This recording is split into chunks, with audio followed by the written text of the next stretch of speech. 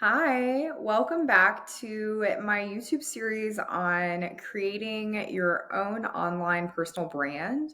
My name is Jennifer Butterfield, and I'm the host of the Trial by Jennifer YouTube channel. And if you've been with me in the past couple of episodes, I've underlined and outlined, I've discussed creating a target audience and identifying niche in the brand. And I highly recommend checking out the two previous videos.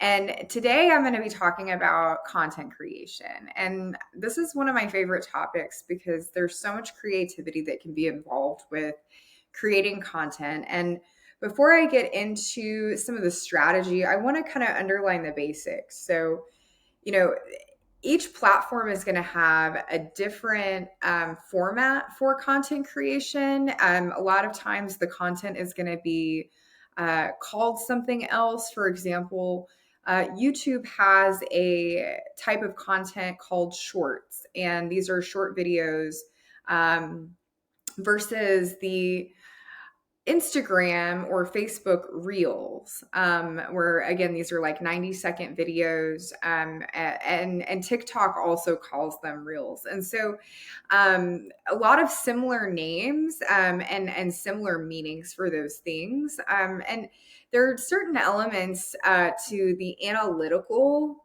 approach to all content. And before I dive deeper into that, I wanted to talk about the different types. So there's videos, there are posts, static posts, there are live recordings, there are blogs, podcasts, and a number of other different types of media creation. And so it's important to explore all of the different options there because there's a big wide world of content creation out there, and really I think it depends on who your target audience is, what your brand is about, and what exactly is going to be the most comfortable for you to use as a creator, but also for your audience to use.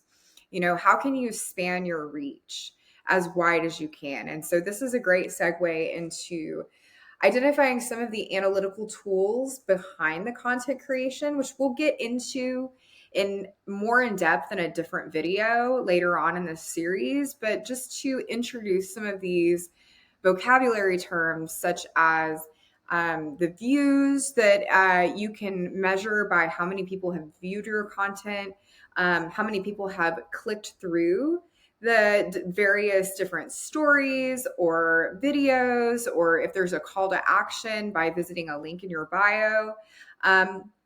All of these things are great opportunities to look into in terms of analytics.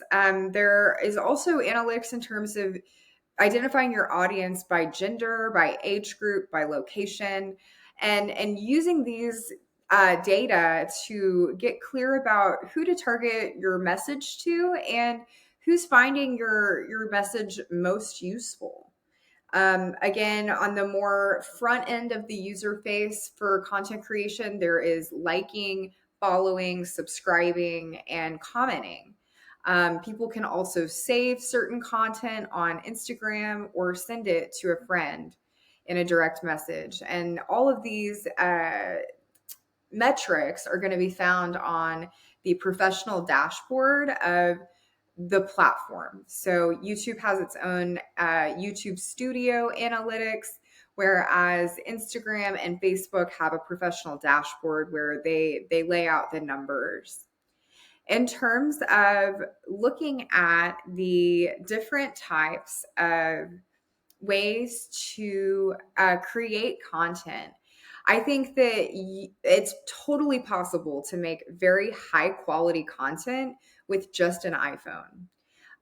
One of the things that I found to be the most important element of content creation, and where my posts have done the most, and I end up getting a higher number of followers and comments and engagement, is when I'm really approaching the content with authenticity.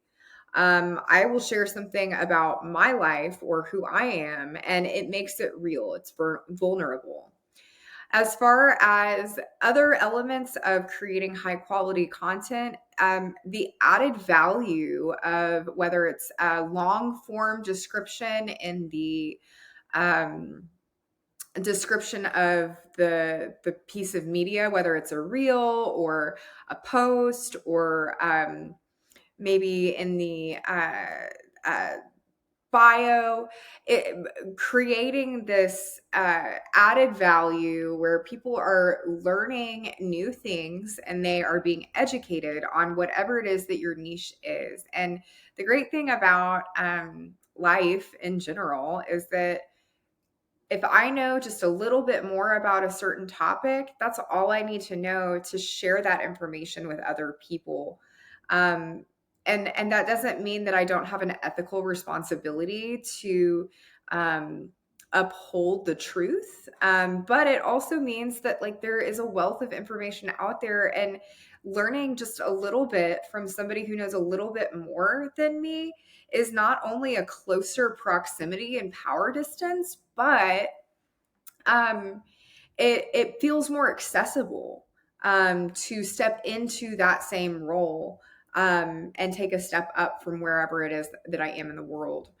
In terms of storytelling and the importance of that in content creation, I like to strategize. So I'm someone who likes to post something every single day, if not 2 or 3 times a day, which for a lot of people I think can at first maybe feel excessive. But really, I think looking at from one week to the next, what is the theme? What is the anchoring topic that I'm going to be covering that can provide added value to my audience? I want to grow. I want to remind my audience to follow my page, to engage with my material, and to use some kind of application of how it impacted their life, maybe whether it be through commentary or sending to a friend or just liking the post. In terms of different engagement, it's really important to build a community around your brand.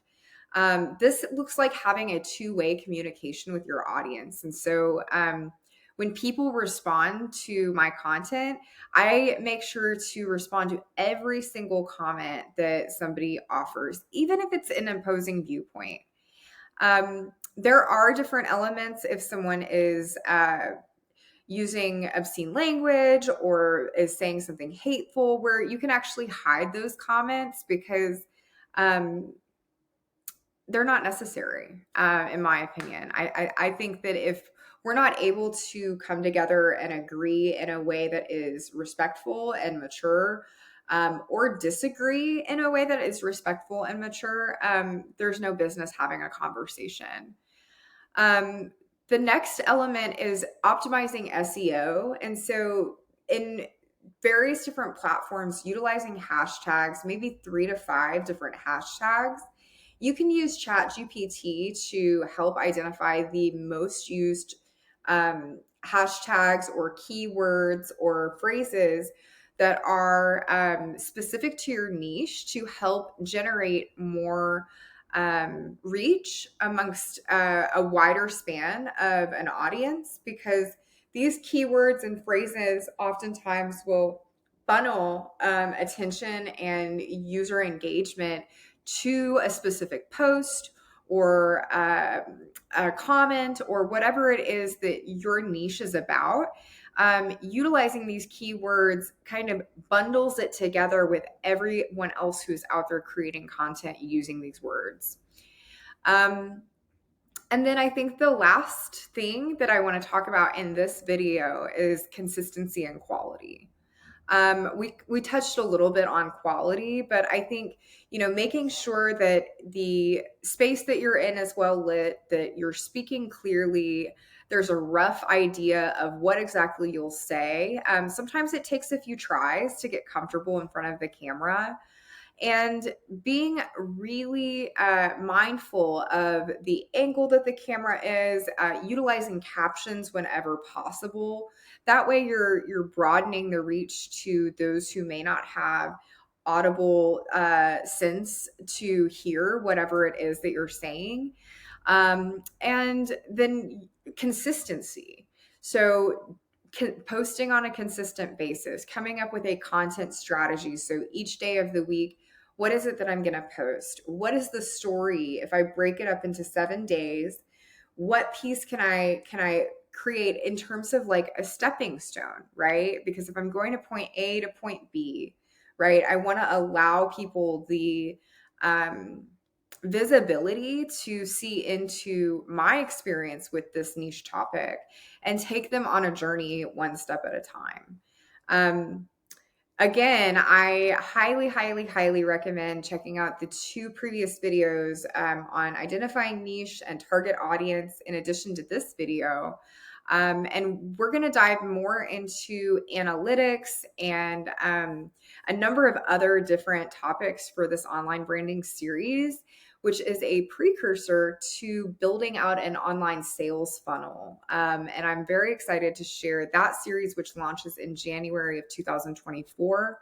But for now, enjoy this video, and I look forward to seeing you on the next one.